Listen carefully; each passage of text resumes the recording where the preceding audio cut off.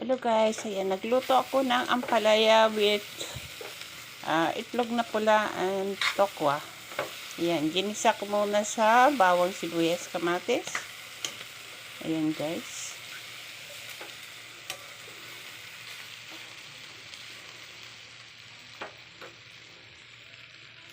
Lagyan natin ng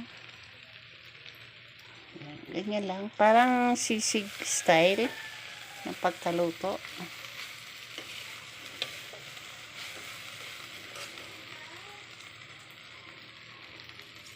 Tikman natin.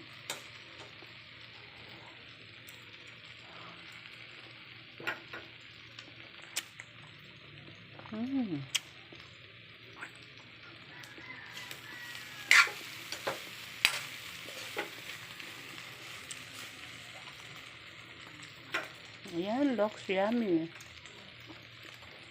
Lagyan pa natin itong nor.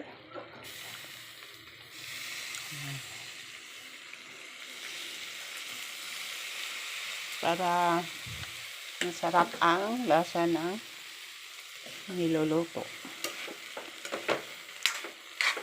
Diba? Ayan. Sarap. Yum, yum. Yum, yum. Okay guys, thanks for watching. Please subscribe, like, and share my YouTube channel and Reels. Bye!